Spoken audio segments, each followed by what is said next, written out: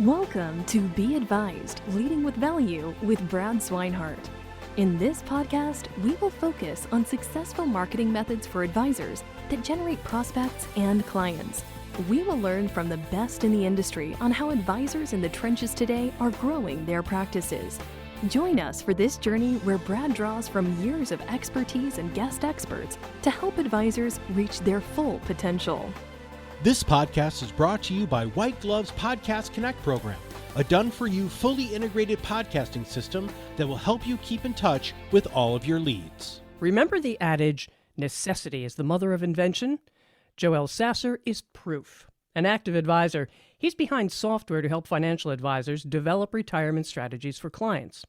Joe is president at Covisum, and as Brad's guest, he will share his thoughts on several topics, including software to help craft optimal decisions for taxes, financing healthcare, when to take Social Security, and the conversion of assets to guaranteed income. Joe, man, we've been buddies for what, 4 years now, 5 years maybe? It's been a bit. Gosh, it feels like a heck of a lot longer than that. Well, that's what everybody that knows me says. Like, really? It feels like years on years. Well, hey man, welcome. Always love to chat with you and just kind of pick your brain on everything in the industry and what we're looking at from, a planning perspective. And, WhiteGlove and Covisum have a wonderful partnership that really started with an advisor actually out of our founder's office started using your software and your presentation when we launched our taxes and retirement topic. And I mean, the guy was just killing it. And it was all about that tax map. And you guys made it so simple for an average consumer to see, hey, wait a minute, this is how taxes. One funny story about this, and I promise I'll let you talk, is so that advisor, he'd done this a million times. We recorded it. We would show that to other advisors that wanted to do it. And one seminar he was doing, he got sick. He wasn't able to make it that night, and it was at the local library. And what we ended up doing, or what the InvestWise ended up doing, was they couldn't find somebody to fill in that short of a notice. So all they did was they played his presentation on the wall. They just came in and they played the recording of it. And he got just as many appointment requests as he normally does. And he wasn't even there. So, and we always like to say that, well, you know what? So you don't even have to be there. But I think that's all in part just because of that powerful message behind that tax map and how it all works. So, yeah, and you're the master of that, right? You came onto that, and it's not even just that idea. It's that, I mean, you're an advisor yourself. These are things that you realized the industry needed and you needed to see grow. So let's talk a little bit about that backstory, if you will. Oh, for sure.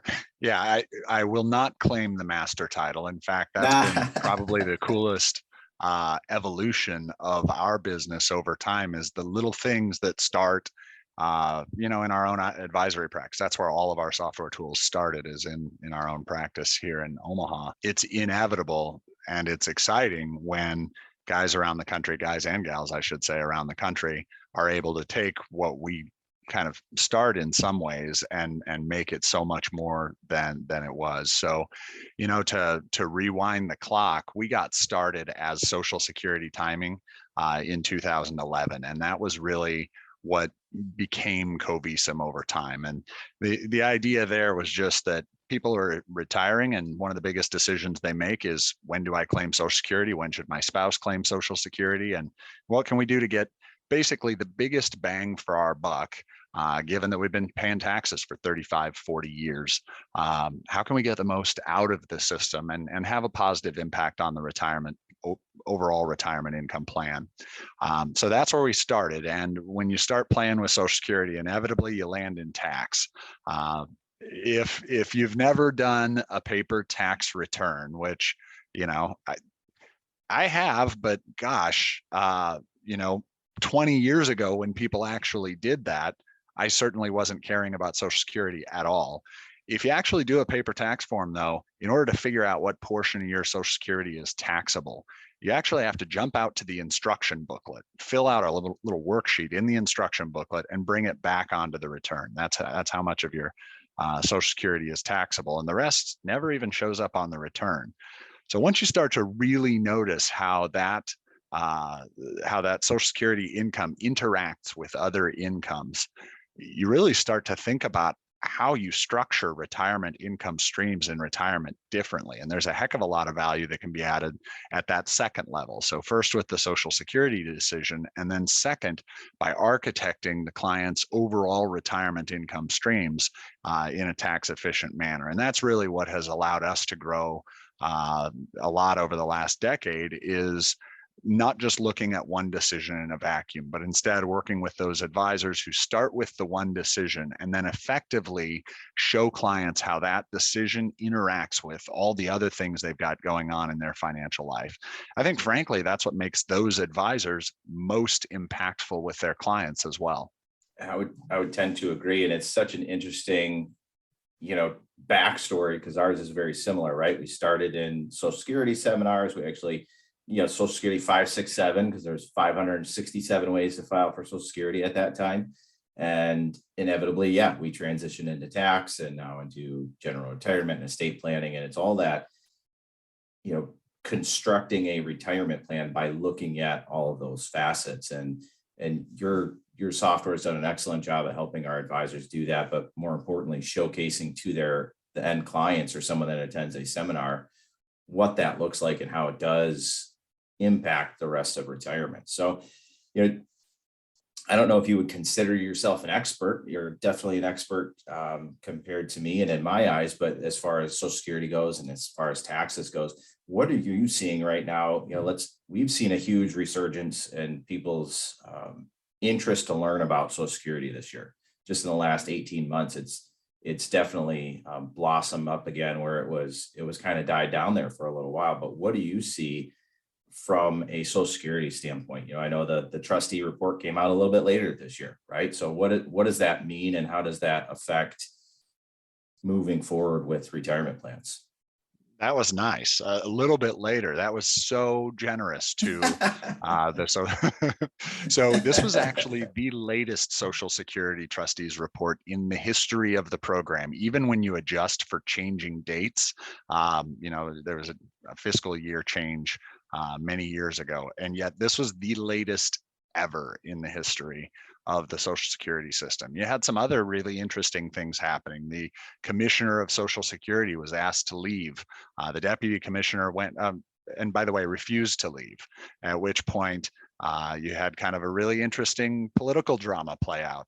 And in all of our client seminars, we do everything we can, and client conversations, everything we can to leave politics out of it, right? And instead, don't focus on the politics of the issue, what should be, what shouldn't be, and instead focus on what is.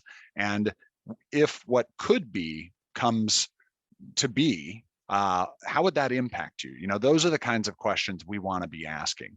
So yes, we're seeing a major, I wouldn't even call it a resurgence. It's one of those things where among advisors, I think advisors always felt like the bells and whistles of the file and suspend, the restricted application, those were really exciting marketing fodder, because you could immediately point to a certain dollar value that the client was 99% of the time going to leave on the table in the absence of the advisor.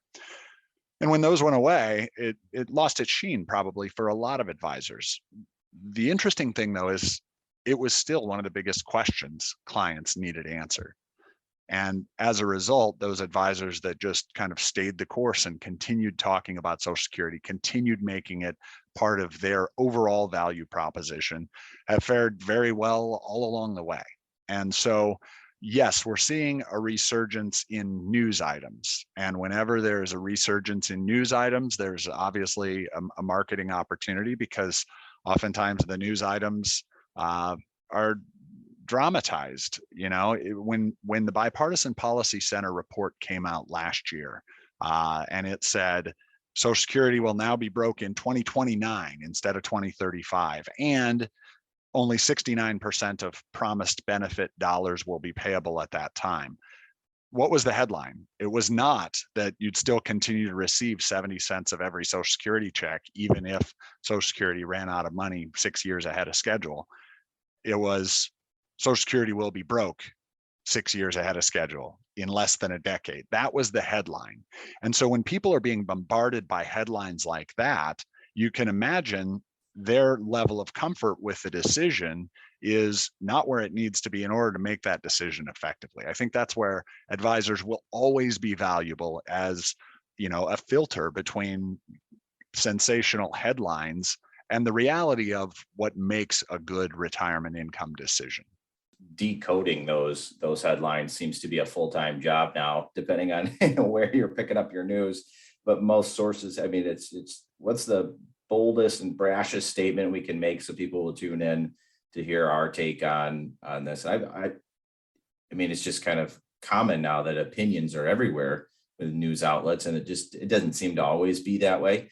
But I mean, man, I can only imagine how that makes someone going into the retirement feel, where 10 years ago when they thought about Social Security, it was reported on one way. Now it's reported on a different way on top of all of those changes. I mean, you as an advisor, are you still doing Social Security seminars regularly? You're still talking to your clients very regularly about Social Security? It's still a core part of our communication package. Let me put it that way. And the reason I say our communication package is because our libraries have not reopened for these things yet. So, and we've been doing library seminars for a decade. That was what built our financial planning practice. And yet the responsiveness to electronic events and events for our own clients, that continues to be strong. So in terms of our marketing message, yes, it's still a big part of our marketing mix, number one. Number two, it's a big part of our ongoing client education, because we do have clients who pass that information on to other potential clients. And if our goal is to replicate our current client base, because we have fantastic clients, then that's what we want to be able to do. And probably the third, I guess, takeaway is that we're going to have people who are facing this decision indefinitely, right? Every year, a new crop of people will reach 62. And it's not just 62 when they start thinking about it. They really start thinking about it about the time when those questions, am I ready to retire? I think I'm ready to retire. I'm almost ready to retire. I still like my job, but I want to do other things. When all those questions start flowing, Social Security is at the center of it.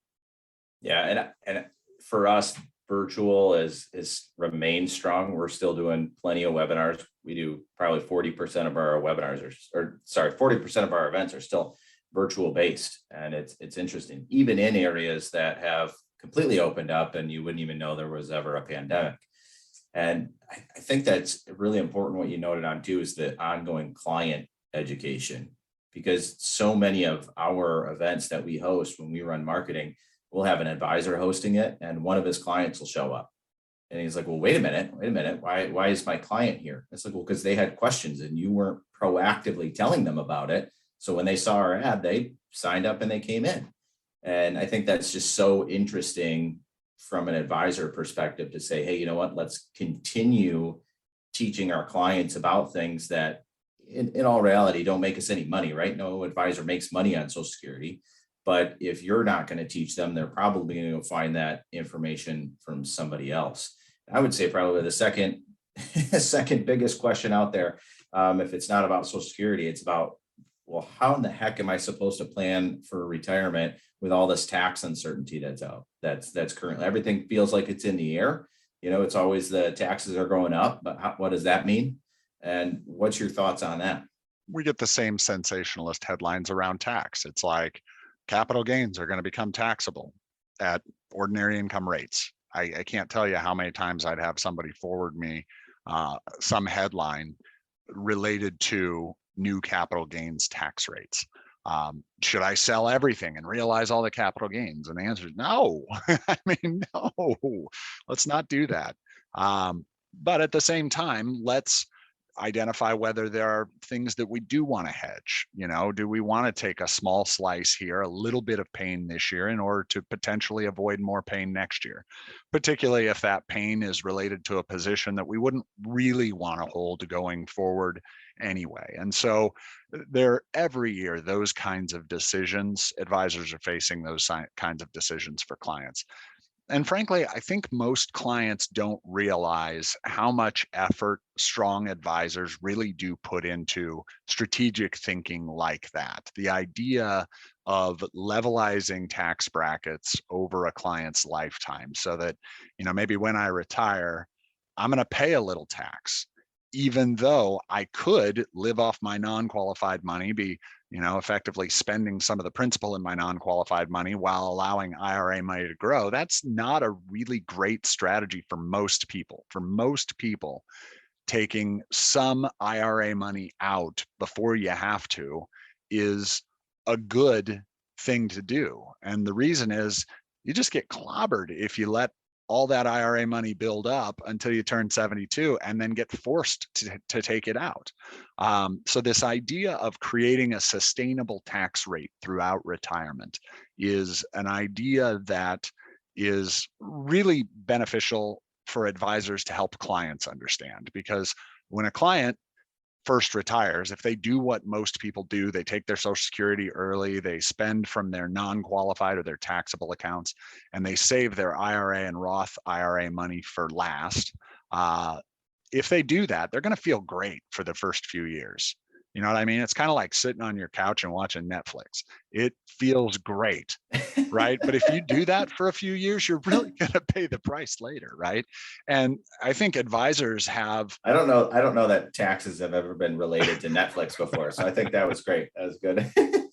It really is the same thing. It's a question of, do I want to take a little bit of tax pain now in order to avoid a lot of tax pain later? Or do I just want to bask in the day and then take my lumps when they come? I was just reading an article in Forbes this morning by Jeannie Underwood, and it mentioned that on average, a client will have 3 to 5 financial advisors when they're growing those financial assets. And then typically when it comes to harvesting and the retirement, they boil that all down to one. And it's got to be, the advisor that's staying in front of them with the important things, not just, financial vehicle related, but how does that affect your Social Security? How does that affect taxes? Having that full encompassed plan. If you want to be that one advisor when it goes from 5 to 1, and not get cut out, it has to be a proactive approach of addressing this. So what have you seen most effective when you're going to talk to your current clients when it comes to Social Security or when it comes to taxes? You mentioned it's part of the plan or the packet. What does that look like in your personal practice? Sure. Social Security for us, we intentionally and exclusively work with, mass affluent. We're not targeting the, $10+ million client. In fact, if we get the $10+ million client that has the concerns that most 10 million plus clients have, they're not going to be a good fit for our practice. We're actually going to refer them off, which I can see some of the audience probably cringing when they hear that.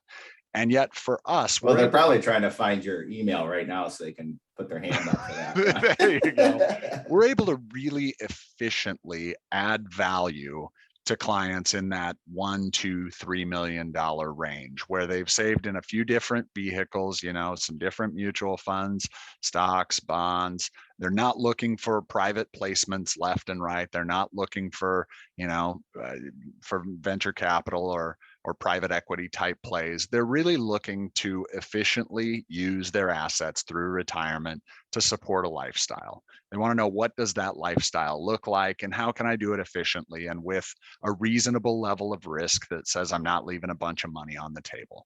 I mean, that's what our clients care about. And so for us, all of those decisions start with Social Security. When you think about the average married couple, that would be our client, their Social Security dollars, when you take the present value of all those cash flows through their lifetime, they're worth more than $1 million. That one income stream is.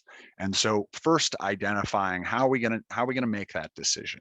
And oftentimes it has at least one member of a household delaying benefits, which is not what most people would do in the absence of advice. So starting there, explaining how unusual the taxation of Social Security benefits is really a perfect segue into how do we coordinate the other income streams with Social Security in order to create a highly tax efficient overall retirement income. That transition is supernatural. It makes, supernatural, extremely natural. There's no magic wand there, right? It's just work. but ultimately it's work that they wouldn't do on their own and that they're not hearing from their other advisors. And that's where you really position yourself to be the advisor. I think the key point there is not just the positioning or not just the talking about it. It's the demonstrating your process for how you will actually do it. How will you deliver on those promises? And that's where our advisors have been really successful over the years. That conversation has probably led to, the development from Social Security timing into tax clarity. I mean, those looking for that clear image that you can show your clients and say, hey, this is how it works, right? Because if you were to explain, the tax brackets and the tax map to me and just tell me all of these things, I would just stare at you blank faced and you might as well be speaking Chinese. I would have no idea what you're talking about. But once you show me a picture, then I get really excited, right? Yeah, you're here and I really don't want you here because this would be a bad spot. And here's how we avoid that.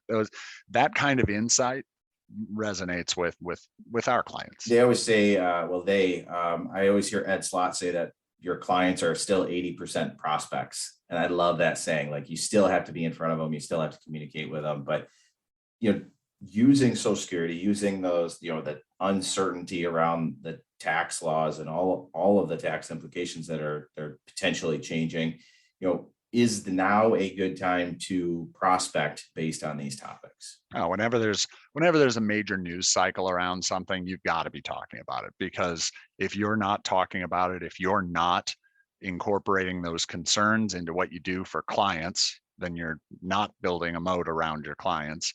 And if you're not doing it for prospects, you're not taking advantage of the fact that most other advisors are not doing it, right? And you get right down to it. Most advisors don't run very effective practices.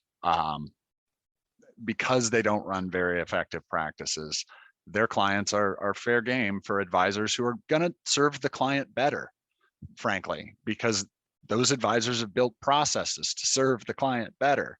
And so if you're not communicating about both what's going on out in the world and then tying it back to the way that you've built your practice to be able to handle those things, to be able to answer those questions better, it's a huge opportunity that's missed. And I would tend to agree, because I think that you're not only teaching your current clients, I love that, building a moat, right? That was a great visual in my head. I immediately pictured all my clients standing on this line. I know there's a moat around them.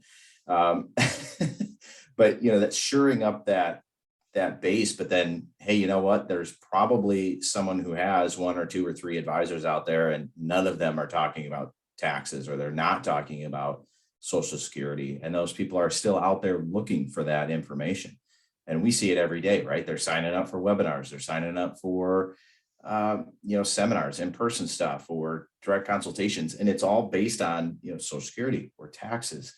And ultimately, if every advisor worked with their clients in such a way where they all knew all of those things and felt really great, we'd probably be out of a job, right? But there's so much opportunity out there. Every time something changes, you're right, there's going to be a news cycle they're going to blow everything out of proportion, and they probably won't even have any of the data yet. And then it's going to generate concerns, not only amongst the general community, but amongst your clients as well. Yeah, there's no doubt. And that's where I get back to the advisor being, the curator of information, or the hand holder of client, or the behavioral coach is what we hear on and on now. Because frankly, now in a social media world, news is designed to create, I'll call it engagement. That's not that's a happy term for alarm, right? What are the things that are most shared? It's alarm. And so the advisor's role in a lot of ways is to calm some of the unfounded, the unwarranted alarm.